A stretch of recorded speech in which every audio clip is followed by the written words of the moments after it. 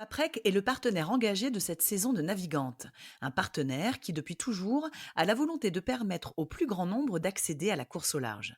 C'est pour ça que l'entreprise a lancé le défi Paprec qui permet à de nouveaux skippers de vivre une première expérience et de participer en double sur le même parcours à la première étape de la solitaire du Figaro Paprec. C'est pour ça aussi que Paprec soutient la filière d'excellence de course au large qu'est la classe Figaro Beneteau en renouvelant son partenariat avec la Transat Paprec, la première transat en double mixte dont la deuxième édition part de Concarneau en avril 2025, avec toujours le même objectif, susciter des vocations et faire émerger de nouveaux talents.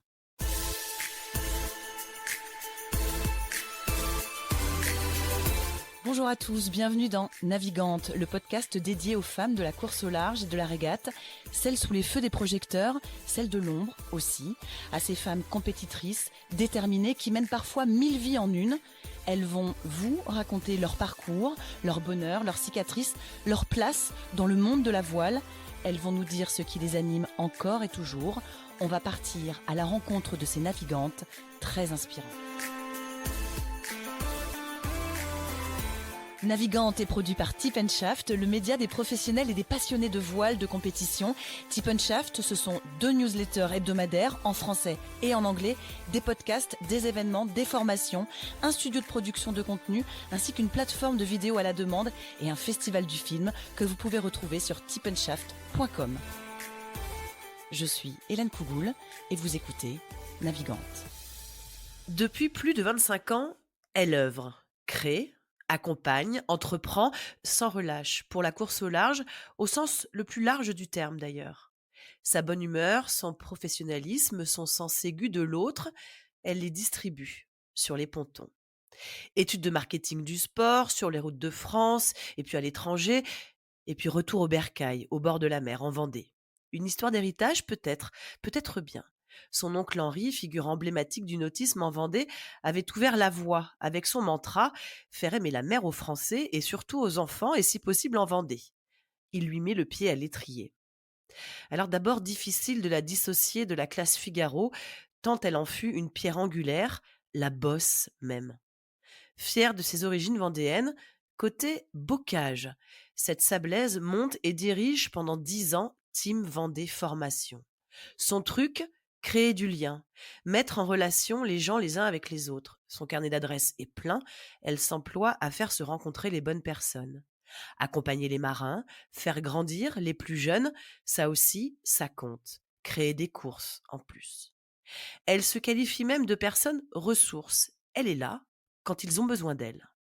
Depuis 1 an, elle a monté sa structure. Entrepreneuse, on vous dit, jamais lassée.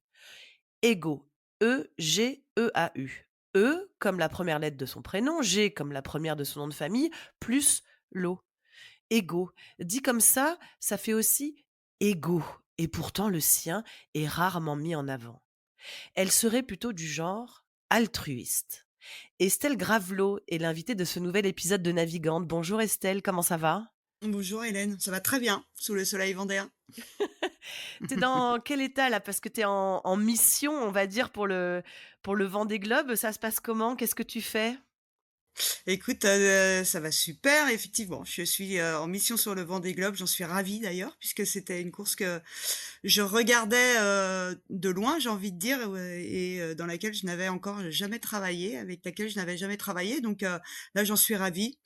J'ai la joie et l'honneur d'avoir plusieurs missions en fait sur ce Vendée Globe. J'en ai eu tout d'abord, sur le départ du Vendée Globe en accompagnant des partenaires dans des endroits où normalement on ne va pas avec le grand public. Ce qu'on appelle des petites visites inside. Donc là, de faire découvrir, par exemple, des zones techniques, du PC course, PC organisation, expliquer comment se passe un service média, amener les gens sur les pontons en essayant d'expliquer avec des mots grand public ce qu'est un IMOCA et la vie d'un navigateur. Et puis aujourd'hui, j'accompagne aussi des personnes sur les arrivées du Vendée Globe, en l'occurrence les officiels, pour que tout se passe pour le mieux, dans le meilleur des mondes sur ces arrivées qui sont toujours aussi magiques et formidables. Alors, nos auditeurs et nos auditrices te voient pas forcément, mais tu es un peu fatiguée parce que forcément, bah, ça enchaîne et puis là, il y a eu des arrivées, très tôt, hein, à l'heure, à laquelle on enregistre, ce podcast. Tu disais, tu accompagnes des officiels, dans des endroits où on va pas forcément. C'est important de montrer ces endroits-là justement pour faire mieux comprendre? Alors, ce sont particulièrement les partenaires, en fait, du Vendée Globe ou des invités du Vendée Globe. C'est important, oui, parce que souvent on voit, tout ce qui brille et pas forcément la face cachée qui fait que, ces événements brillent. Donc oui, c'est important de leur faire comprendre aussi qu'à côté, de la course en elle-même avec des navigateurs, des bateaux qui partent, des équipes travaillent, que ce soit d'ailleurs des équipes, des bateaux, puisque dans la zone technique, ce sont vraiment les équipes du bateau, que l'on va rencontrer et expliquer leur métier. Mais aussi toutes les équipes, de l'organisation de course et qui sont là pour faire, en sorte que cette, grosse machine fonctionne. Tous les maillons sont indispensables dans une course, donc il faut le comprendre et je pense que pour le comprendre, il faut le voir et parler avec ces personnes que l'on ne voit jamais habituellement. Qu'est-ce qui les a impressionnés, les gens que tu as pu accompagner justement dans ces endroits-là et les faire rencontrer, les gens de l'organisation, les zones, techniques? Qu'est-ce qui les impressionne ou qu'est-ce qu'ils soupçonnent pas? Ah, je crois que la première chose, c'est ce petit privilège d'aller dans un endroit où personne va, ça c'est très clair. Ils sont hyper contents de découvrir, l'arrière, du décor en fait. Ce qui les impressionne, bah, c'est justement toutes ces personnes qui œuvrent dans l'ombre et Dieu sait qu'il y en a des personnes, que l'on ne voit jamais et de pouvoir échanger aussi et de comprendre tous ces métiers qui font que, voilà, un bateau, part sur un tour du monde. Donc Estelle, c'est magique. on va parler de toi. Alors avant, je vais te poser ma question rituelle. Si je te dis les femmes et la voile, la place des femmes dans la voile, tu me réponds quoi? Sachant que comme on l'a dit tout à l'heure dans l'introduction, ça fait quand même, 25 ans et même peut-être un peu plus que tu gravites dans ce milieu, là. Tu as dû voir évoluer, beaucoup de choses. Quel regard tu portes, sur cela et quelle réponse tu aurais à apporter à cette question-là? Moi, je suis ravie de voir qu'il y a de plus en plus de femmes, en fait, puisque, ouais, c'est un petit peu drôle de dire ça, mais effectivement, ça fait 25 ans maintenant que je gravite dans ce monde-là. Et peut-être qu'au départ, il y en avait un petit peu moins. La raison, je la connais pas forcément. Enfin, en tout cas, je n'ai pas forcément. Mais je sais qu'aujourd'hui, la femme a une place hyper importante dans ce milieu-là pour apporter son petit œil peut-être féminin avec ces petites caractéristiques féminines qui font que on peut adoucir des choses ou voilà comprendre avec un autre angle que ce sport n'est pas réservé aux hommes. Alors là, si je parle vraiment sur une équipe de bateau, mais aussi dans tous les autres métiers que voilà. Et je pense que c'est vraiment, vraiment un sport mixte, dans tous les domaines, dans tous les métiers, voilà, c'est super et ça va se renforcer encore, je pense et je l'espère. Voilà, on le voit, hein, de toute façon, les navigatrices sont là, à armes égales avec des navigateurs, sans jamais dire, en fait, sans jamais vraiment mettre en avant, en fait, que ce sont des femmes et ça, c'est chouette et je pense que c'est un petit peu dans l'air du temps et qu'il faut vraiment appuyer là-dessus puisque, tout le monde a sa place, jeunes, anciens, femmes, voilà donc moi j'ai un petit œil, hyper contente de voir que ça évolue dans ce sens-là et émerveillée de voir qu'il y a des femmes qui font des choses formidables dans un sport qui reste assez, dur, pas simple, voilà avec, beaucoup de force et beaucoup de mental. T'as pu rencontrer des moments de solitude, toi, justement, d'être une femme dans ce milieu-là, à une époque où il y en avait pas tant que ça, justement? Écoute, moi j'ai eu la chance d'être tout de suite, hyper adoptée dans cette grande famille qui est, la Casse Figaro Beneteau. Hem, j'ai jamais ressenti en fait, non, je peux pas dire ça. J'ai jamais ressenti, le fait que je sois une femme, voilà, que ça change quelque chose et j'en suis ravie parce que ça m'a bien aidée parce que il y a un petit truc quand même que je n'ai pas, c'est que je ne navigue pas. C'est pas, voilà, c'est pas mon sport en soi donc voilà, je suis arrivée un petit peu dans ce milieu-là d'abord avec un petit contrat de 6 mois à la Casse Figaro Beneteau pour faire de la communication. J'y suis restée, 12 ans donc voilà, j'en suis ravie et j'ai un œil, voilà, non, j'ai pas senti Ça a de jamais été un différence. sujet. Non, vraiment, jamais. J'ai été, je pense, tout de suite adoptée, donc du coup, ça aide beaucoup. Alors on va y revenir effectivement à cette, aventure et cette histoire avec, la classe Figaro parce que téléphone, bah oui forcément, qui dit femme occupée et femme d'affaires, dit téléphone qui sonne. Tout va J'en bien, suis désolée.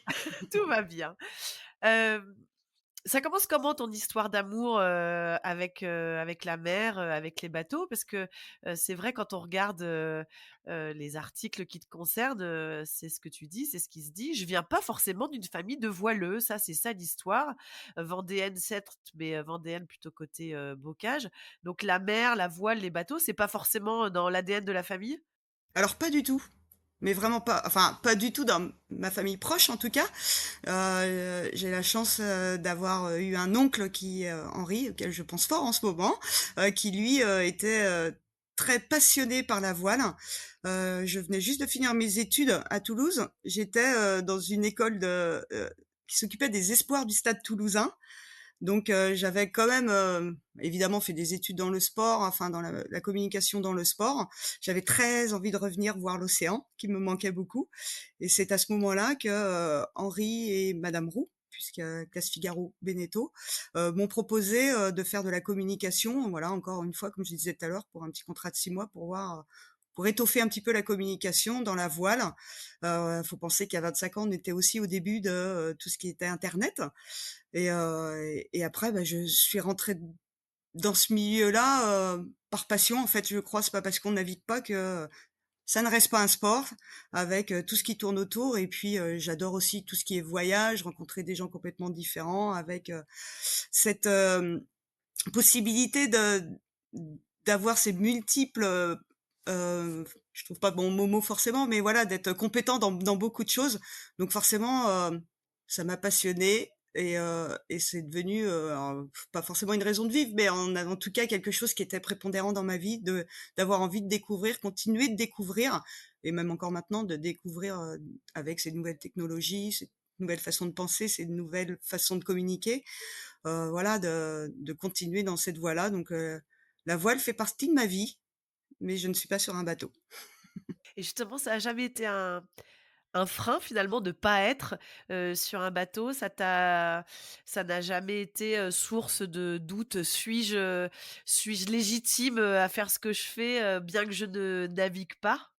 Alors si, assez longtemps même, je pense que j'ai eu ça, et beaucoup de navigateurs m'ont fait comprendre qu'en fait, c'était plutôt bien d'avoir un œil, extérieur, avec une personne qui connaissait pourtant, complètement, en fait, ce milieu-là, puisque même à la Case Figaro Beneteau, je me suis vue écrire, alors évidemment pas toute seule, mais des règles de jauge sur le bateau. Mais tout de suite, ils m'ont mis à l'aise là-dessus que, au final, c'était un point fort que j'avais, de faire partie de ce milieu-là, mais en étant, détachée du milieu, puisque je n'étais ni juge ni partie, puisque, au final, quand le bateau part, c'est leur métier à eux, ce n'est plus le mien. Mais en tout cas, de faire en sorte que, tout se passe bien pour eux, ça me convenait et ça continue de me convenir. Bon, maintenant, je suis un petit peu passée à autre chose. Je suis plutôt à essayer, justement, comme tu disais, si bien et si gentiment tout à l'heure, de mettre en relation les bonnes personnes avec, les autres bonnes personnes de l'autre côté, pour que des jeunes puissent, avoir un pied à l'étrier et puis, se lancer dans ce milieu-là en les accompagnant, j'espère le mieux possible. Qu'est-ce que tu, qu'est-ce que tu apprends de toutes ces années justement dans au sein de cette classe Figaro? Alors c'est vrai que on a souvent entendu par exemple Michel Desjoyaux, dire et dit souvent ça pendant le Vendée Globe, «Passe ta solitaire d'abord» ou «Passe ta mini d'abord». On sait que pour les marins, c'est, une espèce d'antichambre, enfin c'est vraiment, une école, de la course au large. Quand on travaille au sein de cette classe-là, on en ressort comment? On apprend quoi? On accompagne comment? Elle est magique cette classe, puisque justement on a, des jeunes, hein, déjà, ça, rien que ça, c'est un petit peu, mon côté de passion de pouvoir aider ces jeunes-là. Mais quand, justement des jeunes arrivent, voilà, se disent, qu'ils veulent se lancer dans le grand bain, ils ont souvent en fait, ils sont souvent des bons marins, des très bons marins, mais il y a besoin d'un accompagnement. Et justement la classe Figaro Beneteau, elle est là pour les accompagner, avec ce petit rôle, peut-être de la secrétaire de classe un peu maman, parce que justement, ils sont lâchés dans un univers qu'ils ne connaissent pas forcément. On dit, hein, qu'un marin passe 80 du temps à terre, donc il faut qu'eux aussi, ils acceptent que tout de suite, ils ne vont pas aller faire du bateau, qu'il y a plein de choses à penser, que ce soit, en réglementation, en préparation, en entraînement, en communication, en management. Donc cette classe, elle est, elle est justement, je pense, alors ils aiment pas qu'on dise ça parce que c'est pas forcément un tremplin, ça reste une classe, à part entière. À part entière, ouais. Mais ouais, exactement, mais en attendant, ça reste une classe qui justement a ce rôle de lancer, des navigateurs qui deviennent des grands navigateurs, que l'on retrouve, à 80 sur des courses autour du monde comme le Vendée Globe, Bah, c'est sûr, avec, notamment, en ayant tout notamment appris. cette année. Notamment cette année, Notamment c'est cette année, c'est avec un beau podium, de figaristes. Effectivement, ouais, ouais. tu as des souvenirs justement de jeunes que tu as vus, arriver, des souvenirs de la façon dont tu as pu les épauler, les questions dont qu'ils avaient et comment tu les as vus, grandir? Des choses qui t'ont Ouais, aussi toi, gratifié quelque part ou qui t'ont rendu fier pour eux ou dans l'accompagnement qu'il y avait eu? fière non, alors plutôt fière de d'avoir été à leur côté, puisque c'est de les voir grandir, tout en les laissant, quand même faire leur apprentissage par eux-mêmes. Ouais, bah, évidemment, il y en a plein des navigateurs, tu imagines en 25 ans comment, j'ai vu plein de navigateurs. Après, forcément, il y a aussi, des jeunes navigateurs que l'on voit arriver un peu, comme ça en se cachant. Alors si je parle de plus anciens, je vais penser tout de suite à un François Gabard qui venait en toquant en disant: «Est-ce que je peux préparer des bateaux?» À être tout le temps en train de graviter sur des pontons pour apprendre, comprendre.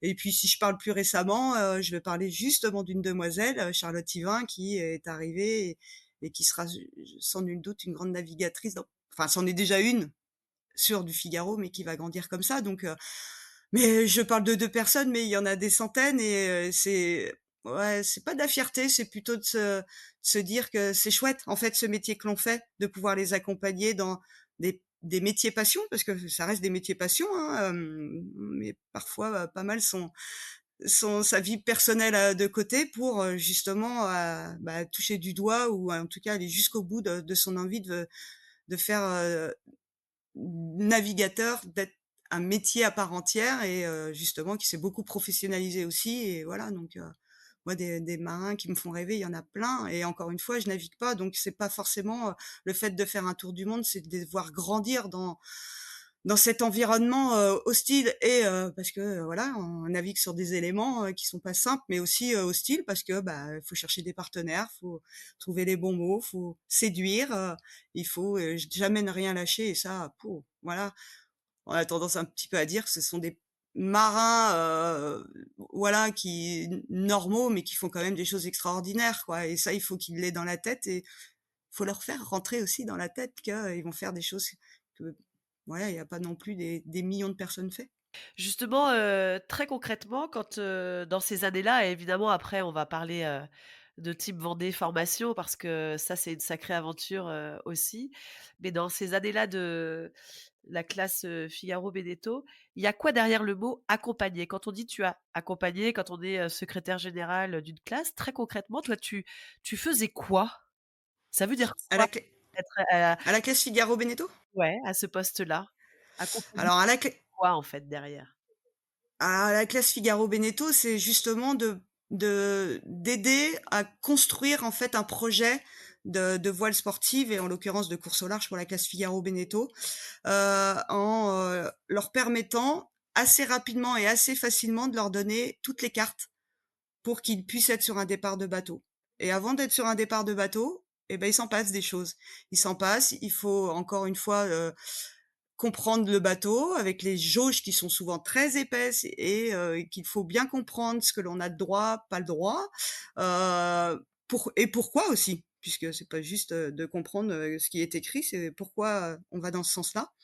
Alors à la classe, c'est assez facile puisqu'il y a beaucoup de discussions entre eux. C'est aussi, de leur faire comprendre qu'il ne souvent, il faut partir avec un partenaire, hein, et ce partenaire-là, il faut en prendre soin. Il va vous accompagner, mais il faut aussi l'accompagner. Il y a tout un travail autour de ça, qu'il y a des réglementations, aussi au niveau de la fédération française, qu'il y a du monde qui travaille pour eux, et sur l'eau, quand on parle d'un directeur de course ou d'un comité de course, d'un comité technique, c'est c'est tout un environnement qui est malgré tout assez complexe quand on arrive et qu'on fait du bateau, seulement du bateau, j'ai envie de dire. Là, on arrive, dans un milieu professionnel où il y a des règles et il y a des choses à savoir et il faut bien comprendre que tous ces maillons sont importants pour pouvoir être, un jour au départ d'une course. Donc c'est assez long, l'apprentissage est assez long. D'ailleurs, on le voit bien, hein, un figariste, c'est rarement un figariste sur une seule année. C'est plutôt, des projets, sur 3 ou 4 ans pour, sortir au bout de 4 ans et pouvoir partir sur des plus gros bateaux en ayant, toutes les cartes en main pour être un manager et un chef d'entreprise puisque maintenant on en est là en fait, hein. Les navigateurs sont plus que des marins, c'est aussi des chefs d'entreprise à gérer, de la finance, de la communication, de la relation et de la réglementation. Voilà. De ces années-là, pour toi, Estelle, il reste quoi? Si tu avais un souvenir ou allez, des petits souvenirs à partager avec nous, heu, quels seraient-ils? Des moments qui t'ont, parce que j'imagine qu'il y en a un paquet, hein, effectivement, en plus de 10 ans, mais des moments qui ont été très forts pour toi, qui t'ont, voilà, qui vont t'accompagner très longtemps encore? Ah, c'est principalement des navigateurs qui, j'ai envie de dire, quelques mois avant le départ d'une grande course comme la Solitaire du Figaro ou une Transat, ne savaient pas encore qu'ils allaient partir et qui, au final, peuvent gagner la course. Ça, c'est des moments forts puisque ça permet, de leur apporter toutes les possibilités de ne pas douter et de se dire que tu as eu raison, toi, de ne pas douter en les accompagnant. Ça, c'est des moments forts, hein, les arrivées de course principalement. Moi, je suis rarement sur les pontons pour les départs parce que voilà, j'aime pas trop les voir partir pour plein de raisons. Mais en tout cas, de les voir arriver avec le sourire, c'est pas juste gagner une course, c'est d'avoir été au bout de leur projet et de se dire: «Je suis capable de le faire et je suis fier de moi» et quand un navigateur arrive et qui dit: «Je suis fier de moi et fier de mon équipe», c'est, ouais, c'est des frissons. Franchement, moi, c'est vraiment tous ces moments-là qui me font, me dire que j'ai été au bon endroit et que je suis fière d'avoir été là à côté d'eux, quoi. Après voilà, effectivement, il y a forcément d'autres moments qui sont, moins drôles, mais au final, c'est ce qui forge. Moi, j'ai beaucoup appris, hein, puisque, voilà, je viens pas du tout du milieu de la mer, donc j'ai beaucoup appris sur moi-même. Je continue d'apprendre sur moi-même grâce à eux et je peux que leur dire merci parce que franchement, j'ai été super bien accueillie. Ils ont eu confiance en moi, j'ai eu confiance en eux et aujourd'hui, c'est eux qui m'ont forgée dans mon métier qui, au final, n'était pas forcément destiné à la base donc voilà, j'en suis encore toute émue et pourtant, j'y suis encore. Mais ouais, ouais, des moments de fou ou de ouf, comme on dit maintenant, j'en ai tellement que ça serait pas assez long de te le dire dans ce podcast aujourd'hui, quoi, tu vois? C'est, magique, c'est la rencontre de personnes, que ce soit, ouais, même pas que des navigateurs, mais plein de gens qui m'ont appris, plein de choses autour et qui ont pris le temps de m'apprendre des choses que je ne connaissais pas et que je peux presque aujourd'hui, transposer sur, soit ma vie personnelle ou, sur d'autres métiers que potentiellement, je fais ou que j'aurais envie de faire, quoi. C'est ce que j'allais te demander. Est-ce qu'il y a des personnes clés justement dans ton parcours, des rencontres clés? Je suis désolée, voilà, j'ai attrapé la crève sur les pontons d'arrivée du Vendée Globe, donc j'ai un peu le nez bouché. Mais, C'est continuons, normal. continuons. Ouais, je peux pas parler là de pas parler là de Henri, qui m'a donné sa passion, qui m'a piqué, de sa passion, en me disant: «Tu vas voir, c'est super, toi qui adores le sport en général, Henri tu Gravelot vas voir donc? la». Voilà, exactement, qui, lui m'a dit, qui m'a donné confiance d'ailleurs, parce qu'encore une fois, j'y connaissais rien. Il m'a dit: «Tu vas voir, si tu aimes le sport, tu vas aimer la course au large» et j oui, effectivement, aujourd'hui, Henri, j'aime la course au large et c'est grâce à toi, qui m'a appris, plein de choses, une façon de parler marin aussi, parce que c'est un milieu un peu, spécial quand même, avec des mots techniques, avec des mots comme ça et puis après, en vrai, toutes les personnes qui sont passées à la classe Figaro-Beneteau, dans les bureaux principalement, dans le bureau de la classe Figaro-Beneteau, qui m'ont, accompagnée, encore une fois, ils m'ont fait comprendre ce qu'était un bateau, ils m'ont appris ce qu'était un bateau, avec des mots grand public que je n'avais pas forcément et qui aujourd'hui, m'aident à continuer dans cette voie-là donc mais des gens, il y en a plein, il y a des Diez, des Jérémy Bayou, des, François Gabard, des, Michel Desjoyaux, des Jean Le Cam, et des plus jeunes aussi aujourd'hui, hein, comme je te parlais, de même Charlie, Johan, tous ces gens-là, j'ai travaillé dans le bureau de la classe avec eux donc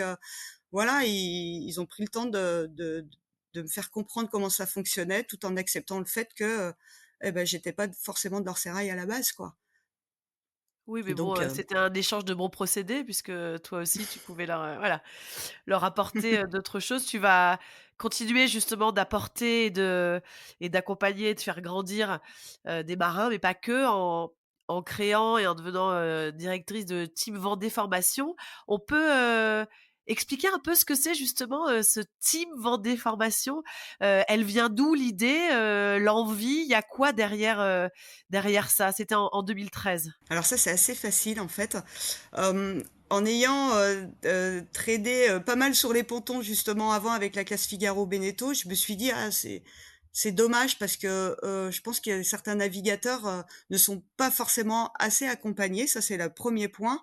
Voilà de alors même si à la classe Figaro, on fait tout ce qu'on peut, on peut pas non plus s'occuper que d'un seul navigateur à temps plein. Donc je m'étais dit: «Si un jour je dois faire quelque chose, ce sera vraiment d'essayer de donner toutes les cartes vraiment précisément à un navigateur en le choyant en fait, vraiment en m'occupant de lui».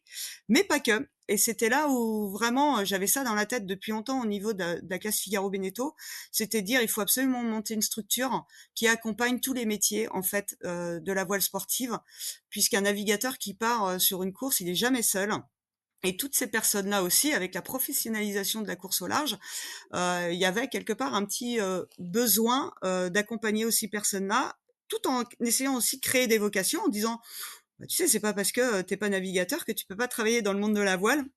Meilleur exemple étant, le mien, et de dire, bah, viens avec nous au Team Vendée Formation, on va t'apprendre, des métiers de la course au large, et qui souvent en plus, bah, sont recherchés où il y a pas forcément du monde.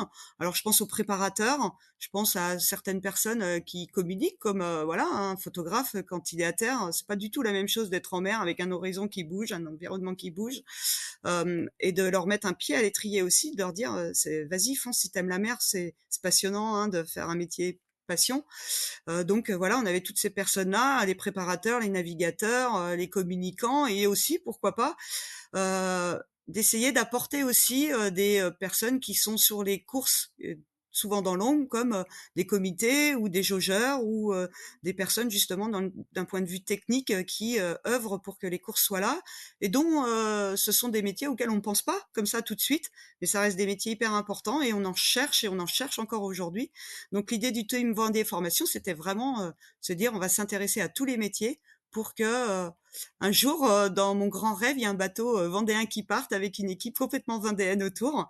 Et là, ça serait un vrai pari gagné. On y touche du doigt là, hein. On voit quand même qu'il y a des navigateurs qui partent, vendéens, qui sont issus du Team Vendée Formation, comme Benjamin Dutreux, comme, Sébastien Simon, aujourd'hui.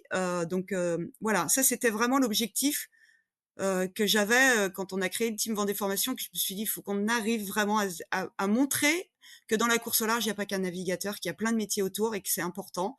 Et que, voilà, si on peut apporter notre pierre à l'édifice en apportant des personnes, dans ce milieu-là, formées, et bah, ça serait chouette. Et alors, dans ce podcast, moi, ce qui m'intéresse et ce que j'aime faire partager, c'est comment tu as fait, en fait? Parce que déjà avoir une idée, c'est assez génial, mais après on s'entoure comment? Concrètement, ça se passe comment entre le moment où on a l'idée et le moment où tout ça devient concret? Ça veut dire quoi? Tu as passé des coups de fil, tu as démarché, comment tu as rameuté les gens? Comment tu as trouvé des formateurs pour justement former à tous ces métiers? Concrètement, comment ça s'est passé? Parce qu'il faut quand même une sacrée, dose d'énergie et d'envie et de passion pour tout ça. Donc concrètement, très concrètement, comment ça s'est passé? Bon, alors vie et la passion, elle était déjà là depuis très longtemps, donc ça, c'était assez simple.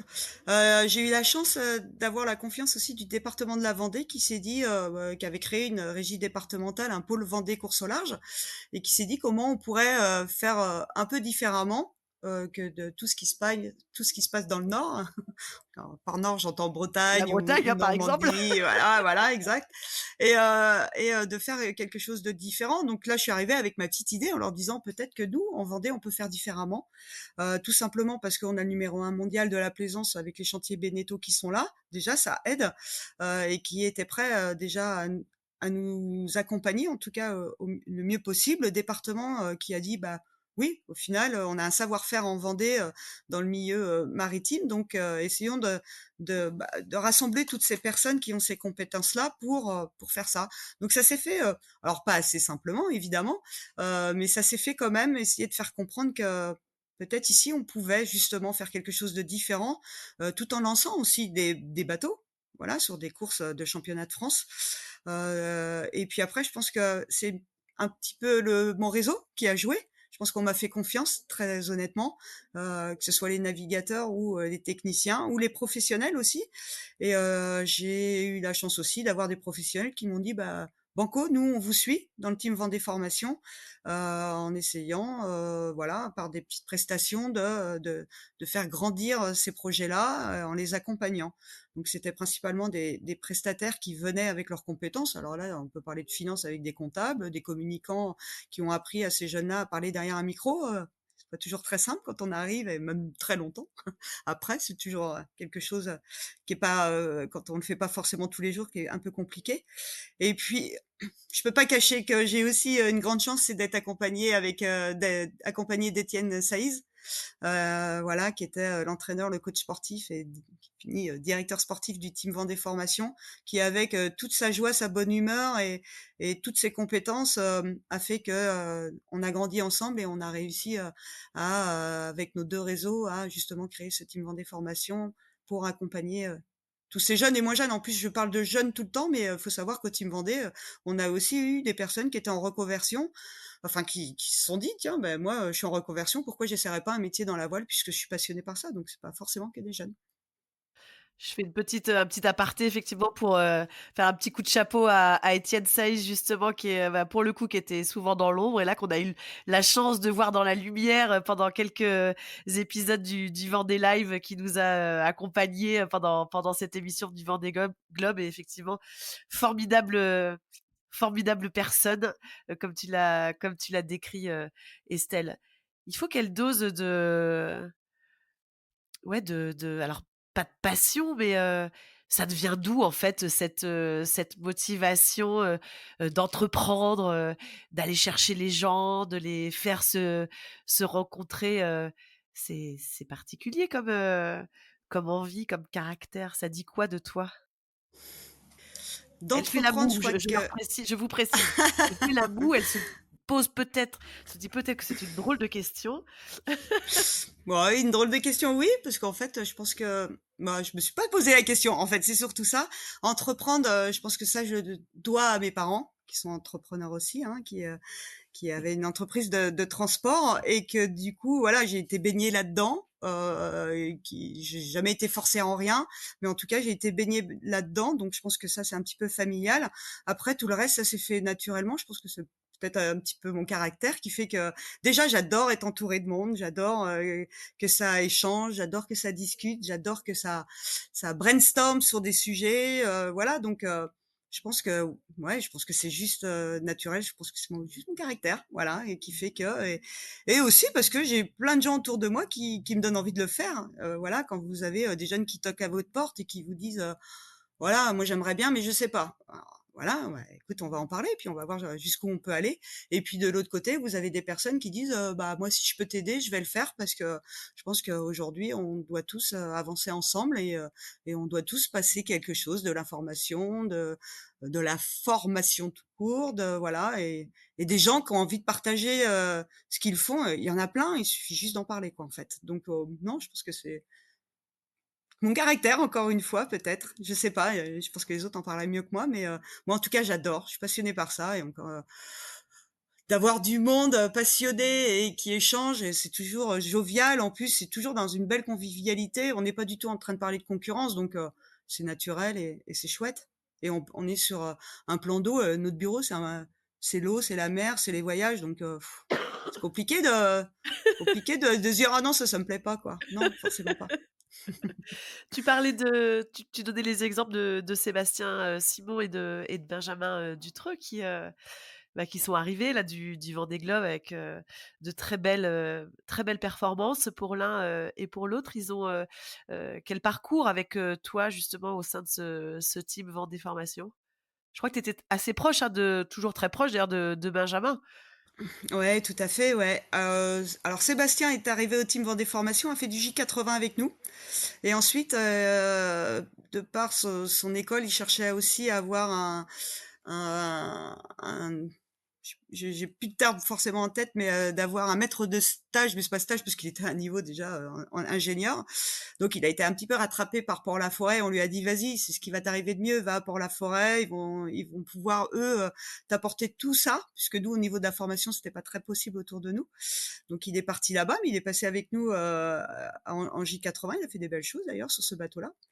Quant à Benjamin, Benjamin, bon, c'est une histoire en fait. Il est arrivé, toqué à la porte en disant, «Voilà, je veux me lancer dans la course au large, je suis vendéen», puisqu'il est de Lisieux, je suis vendéen aussi et j'aimerais aussi un jour représenter, la Vendée, sur, une grande course, au large et j'ai envie d'apprendre vite ce qu'il a fait. Il a appris très vite en fait, il a monté son projet et de toute façon, c'était évident qu'il allait y arriver aussi puisque, il a une âme d'entrepreneur et il a du monde autour de lui, dont sa famille, qui, sont partie prenante dans toute cette, histoire-là et je suis très fière de ces 2 garçons, mais pas que par leur,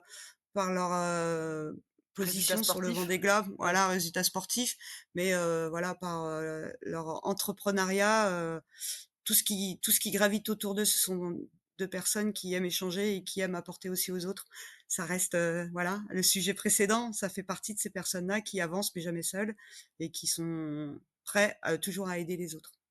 Beh, toi aussi, Estelle, c'est vrai que quand j'ai dit dans l'introduction, «personne ressource», ça vient pas de moi, hein. J'ai lu ça dans un article, une interview que tu avais donnée. Heu, Tu te vois comme ça? Être une personne ressource? C'est joli, Aujourd'hui, hein, comme, oui. comme Ouais, expression, ouais. ceci dit. Écoute, ça me va, ça me va. Ouais, ouais, oui. Alors effectivement, aujourd'hui, oui, parce que on m'a fait confiance pendant 25 ans. Donc je me dis que, aujourd'hui, j'ai des compétences qui sont assez multiples, en fait, grâce à tout ça, à mon parcours. Donc je peux accompagner sur différents sujets, en fait, des personnes. Alors aujourd'hui, ma position, elle est de pouvoir accompagner toujours des navigateurs, évidemment, mais aussi, des organisations de courses, puisque j'en ai fait quelques-unes quand même, mais aussi des classes puisque là aussi, grâce à la classe Figaro Beneteau, je sais comment ça fonctionne et je sais encore j'ai encore 2-3 petites idées pour, faire évoluer, les choses. Donc, le mot ressources, il vient vraiment de là, en fait. C'est le panel de compétences que j'ai aujourd'hui qui fait que je peux être une personne ressource auprès de plein de personnes. Et puis parce que encore une fois, j'adore ça, je vais pas le cacher, j'adore être, au contact avec les personnes et de pouvoir, leur apporter une solution, quand il y a un problème. Enfin, même quand il y a pas de problème, mais quand il y a une équation à résoudre, heu, je crois que c'est vraiment moi, en fait et puis, j'aime bien trouver la solution. J'avoue, je suis plutôt de caractère de pas trop lâcher et de trouver cette sacrée solution quand on me pose un problème donc Et voilà. justement dans ces entreprises-là, est-ce que tu as été confrontée justement à des murs, à des difficultés? Sûrement, sûrement, mais le passé est le passé, ouais, je vois pas trop sur quoi je vais te parler là, sur ce sujet-là. Dans quelle entreprise, à quoi tu penses en fait? Mais Non, non, dans cette volonté d'entreprendre, de voilà, de monter, Team Vendée Formation, bah, il y a forcément des est-ce qu'il y a eu des moments justement où, évidemment, bah, ça a été oui. compliqué, et comment toi tu réagis, quand, justement c'est un peu compliqué et qu'il faut trouver des solutions, Ouais, un peu partiellement alors oui, impossibles? hein, de toute façon, à partir du moment où tu entreprends, bah, évidemment, c'est compliqué, voilà, comme, toute, personne qui entreprend quelque chose, en fait. Il y a des sûrement un peu des personnes qui sont, jalouses ou qui espèrent forcément que ça ira pas jusqu'au bout parce que, pour moult, raisons que je n'ai pas là tout de suite. Mais ça, je veux dire, c'est pas, juste dans la course au large, je pense que c'est dans l'entrepreneuriat en général. Mais, justement, je pense que moi, j'ai été éduquée pour, quand je décide quelque chose, d'aller au bout en tout cas et si je vais pas au bout, c'est une défaite et j'aime pas la défaite et c'est là où je suis liée avec le sport en fait. Je pense que, je suis dans la compétition tout le temps, dans la bonne compétition, hein, celle qui est plutôt agréable quand même, mais d'aller au bout de tout ça et je lâche rien et ça je sais que ça fait partie de mon caractère parce que souvent on me le dit, on me dit: «Waouh, vas-y, ça sert à rien de se faire du mal. Moi, je suis capable de me faire du mal pour aller jusqu'au bout de quelque chose, mais comme un sportif se fait du mal, comme, voilà, donc au final, on gravite toujours, autour du même sujet. C'est l'entrepreneuriat, c'est aussi ça, c'est le comme dans le sport, quand on y part, on sait que ça va pas toujours être facile. Bah, voilà, pour moi, c'est pareil. Est-ce qu'il y a des, On va continuer bien sûr, hein, mais est-ce que tu as des mentors, des idoles, des gens qui t'ont, ouais, des gens qui te fascinent, des gens, dont tu pourrais avoir le poster dans la chambre? Le poster dans la chambre, non. Non, je Moi, je plaisante. suis, non, non, non, mais ça aurait pu, mais en fait, ouais, alors, dans le sport, ça, c'est une certitude. Je suis, toujours en admiration, de tous les sportifs, quels qu'ils soient, en fait. Justement, mais pas de là à avoir un poster. Je suis pas fan, en fait. Je suis pas fan des gens, je suis admirative des gens. Je crois que je suis fan de 2 personnes, ce sont de mes parents. Parce qu'ils m'ont beaucoup appris, ils ont fait que la personne que je suis aujourd'hui et ils m'ont toujours accompagnée et fait, en sorte que j'arrive à faire quelque chose, même dans un endroit où je n'étais juste pas du tout destinée, qui est la course au large. Donc c'est plutôt ça, en fait, c'est très familial et je suis très reconnaissante de mes parents. Après, non, je te dis, je suis assez fan d'Hélène Cougoul aussi et parce que voilà, en fait, tu vois, toutes les personnes qui réussissent ce qu'elles ont entrepris, j'en suis fan parce que je me dis, bah, voilà, c'est chouette des personnes comme ça. Quand on va jusqu'au bout de ses rêves, c'est magique, quoi. Et le regard que tu portes justement sur ces femmes qui, alors là, on va parler des navigatrices, puisqu'on est encore en plein Vendée Globe, et puis ce que tu as pu dire, au début, quel regard tu portes sur, voilà, une Justine, une Sam, une Clarisse, une Violette, une Isa, une Pipe Mais ça, R? c'est assez chouette, hein. C'est assez chouette, à part Pip, que je n'ai pas vu à la Casse Figaro Beneteau, mais que j'ai appris à connaître sur le Vendée Globe. Euh, Toutes ces femmes, je les ai vues arriver à la Casse Figaro avec cette envie d'y arriver en étant toujours sur le même pied que les navigateurs, en demandant toujours à ne pas avoir un autre statut que d'être marin. Et moi, je suis encore une fois admirative. Là, pour le coup, ça va faire très fan, mais je suis très admirative de leur volonté et leur force et surtout, je pense, de leur mental. C'est parce qu'elles ont toutes ces femmes-là, elles ont un point commun, c'est un mental d'acier, de ne rien lâcher, peu pitbull, tu vois. Et tout en ne demandant pas forcément, en demandant rien en fait aux autres, en se forgeant elles-mêmes, en étant bien accompagnées évidemment, mais elles ont un mental que j'adorerais avoir, voilà, pour être très clair. Que tu as évidemment, aussi, et puis tu le diras pas et tu l'avoueras pas. Mais moi, je te le dis. Tu disais au début, justement quand on parlait des femmes dans la voile, tu disais, heu je suis contente que voilà, elles soient de plus en plus, nombreuses et puis avec aussi leur façon à elles de ce que sont les femmes de faire avancer, les choses. Elles ont quoi de différent ou de particulier les femmes justement? Dans ce milieu-là en particulier, on pourrait presque dire dans la société en général, mais dans ce milieu-là en particulier?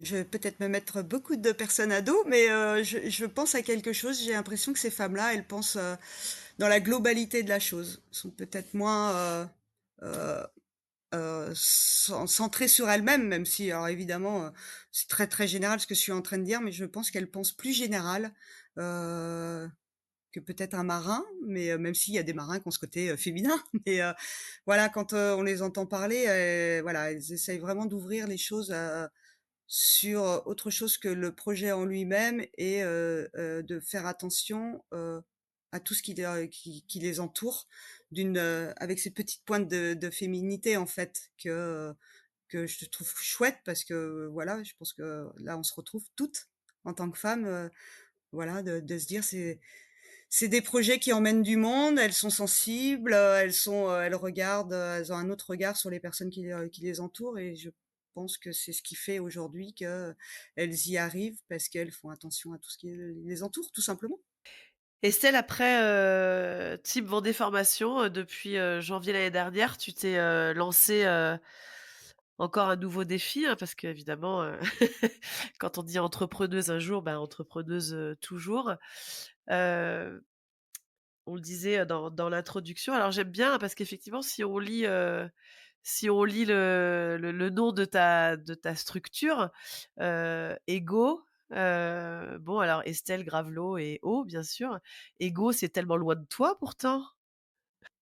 C'est justement parce que c'est loin de moi, ça m'a fait rire en fait quand on a un petit peu brainstormé avec des amis autour de ça.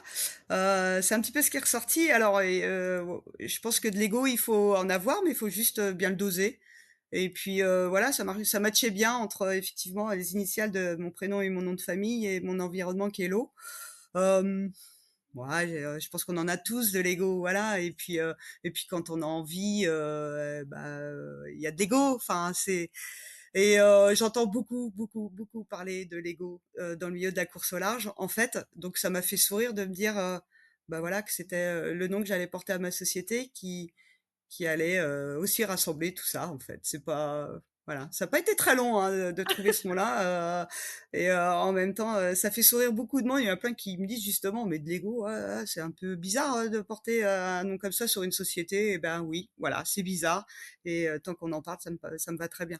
J'assume. Voilà. Qu'est-ce qu'il y a de, comme envie, là encore? Pourquoi cette nouvelle étape? L'âge, sûrement. L'âge, voilà, j'ai un petit peu plus de 50 ans aujourd'hui et je me dis que j'ai encore plein de choses à proposer.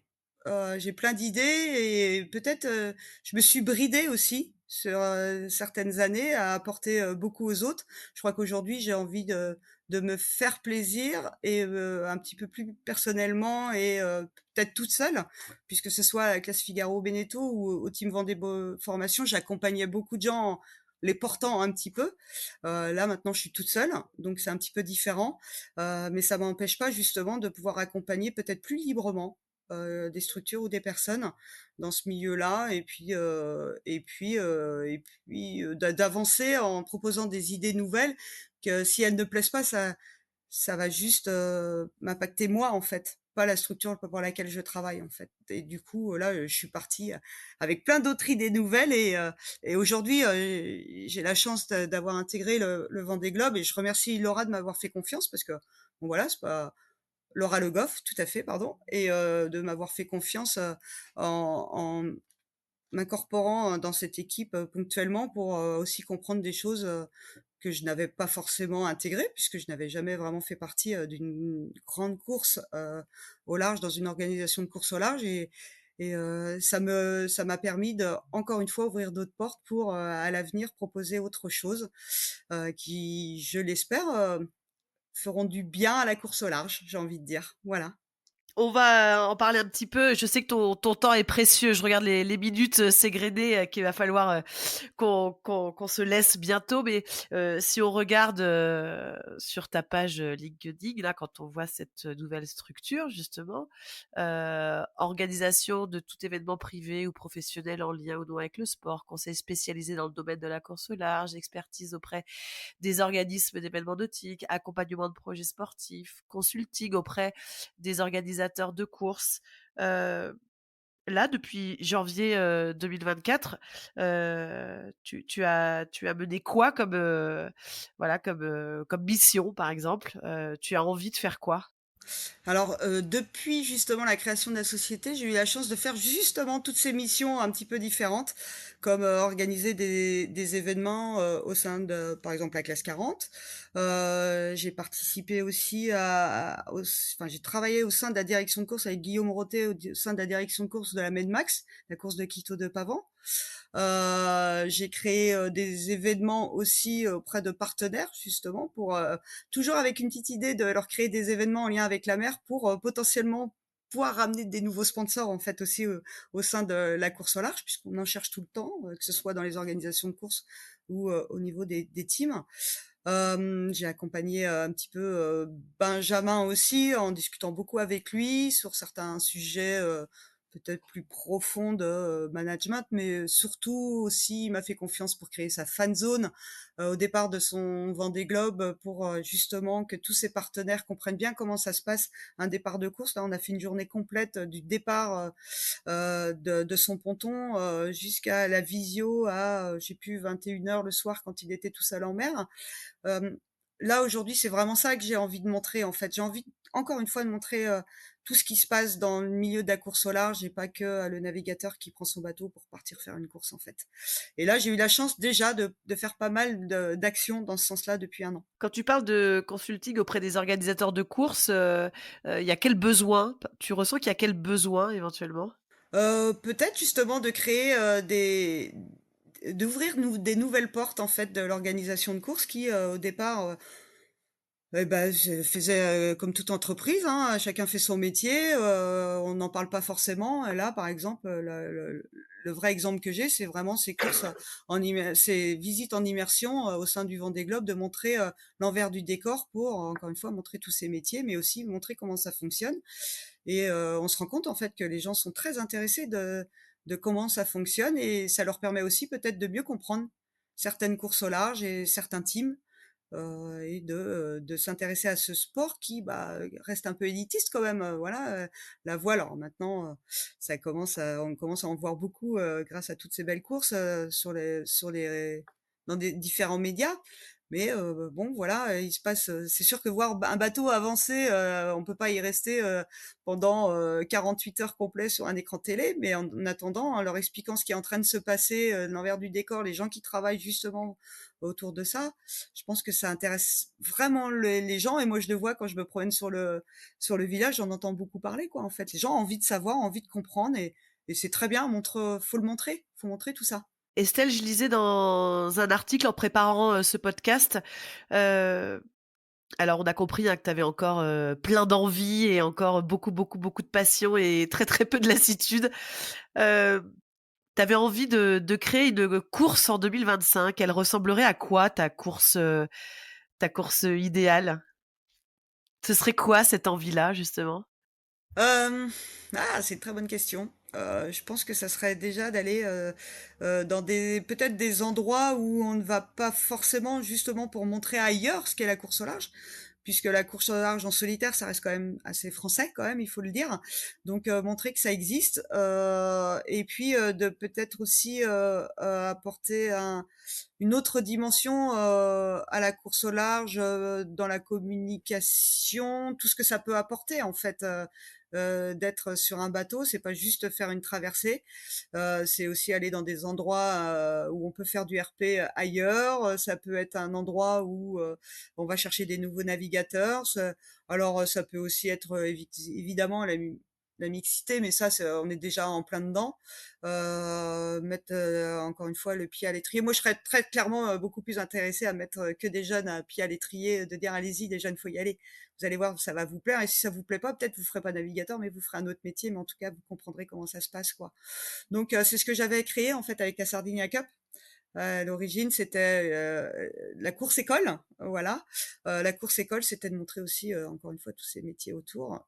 Donc aujourd'hui, j'ai pas complètement en tête, une course, mais je pense que ça tournerait, vraiment, beaucoup autour de ça, en fait, de montrons ce qu'est la course au large, dans son entièreté, quoi. Et allons peut-être ailleurs, dans des endroits où on ne va pas forcément. Si c'est possible, c'est chouette. Je sais que c'est un terme qui, en général, un mot qui, en général, vous hérisse le poil tout autant que vous êtes mes navigantes, chéries que j'ai le plaisir d'interviewer, tous les 15 jours. Mais, si tu te retournes quand même, un peu sur ce parcours de 25 ans et qui en promet encore 25 belles années, de quoi est-ce que tu es la plus fière? D'être encore là, je crois, avec mon parcours, d'être encore là. Et puis, j'espère, en tout cas, d'avoir, mis ma petite pierre à l'édifice, à la Case Figaro Beneteau quand j'y étais, et d'avoir aidé, quelques jeunes quand même au niveau, du Team Vendée que l'on voit encore, naviguer, ou avoir créé des entreprises. Et puis, je suis quand même fière de moi, parce qu'au final, j'ai appris sur le tas, et je me dis que j'étais capable de le faire, dans un environnement que je connaissais pas du tout. Et je suis fière d'être aujourd'hui, dans un environnement que je connaissais pas du tout, à potentiellement donner des conseils, ou en tout cas pouvoir accompagner des personnes. Donc ouais, et puis c'est pas fini. J'espère qu'il va y en avoir encore, plein de petites pierres à mettre, partout, et d'avoir rencontré des personnes formidables, et ça, c'est trop bien. Merci beaucoup Estelle d'avoir été, l'invitée de Navigante. On va te laisser, aux nouvelles arrivées, il y a une entrée chenal là, bientôt, après qu'on a raccroché là, c'est ça? Ouais, tout à fait. Il y a plusieurs bateaux qui vont rentrer là à 17h15. Alors vous l'entendez pas, moi j'entends déjà qu'il y a du bruit dehors, qu'on voit des personnes se déplacer. Ça met un vrai mouvement dans la ville des Sables. Il fait un temps magnifique, comme il fait toujours au Sable d'Olonne, évidemment. Et ouais, ouais, c'est un vrai engouement. Moi, ce qui me marque le plus là, c'est vraiment ces gens qui arrivent pour voir ces bateaux avec un sourire et une émotion dans leurs yeux qui est magique, quoi. Voilà, on est content de leur apporter ça au niveau de l'organisation, évidemment, mais et on est fiers qu'ils soient là pour accueillir nos marins qui viennent de faire un tour du monde. C'est quand même une histoire de fou, quoi. C'est vrai que c'est une histoire de fou. Merci beaucoup Estelle et puis on va te souhaiter, Merci à toi, Hélène. une bonne fin de Vendée Globe déjà et puis plein de très, très belles choses pour 2025. On va suivre ça de près. C'est hyper gentil. Je te remercie. À très vite. Merci d'avoir écouté cet épisode de Navigante, produit par Tip Shaft. N'hésitez pas à nous dire ce que vous en avez pensé, n'hésitez pas non plus à le partager. Et si vous souhaitez suivre l'actu de la voile de compétition, abonnez-vous à la newsletter de Tip Shaft, c'est gratuit, elle est envoyée chaque vendredi à 17h. Et pour vous inscrire, ça se passe sur tipenshaft.com. À bientôt.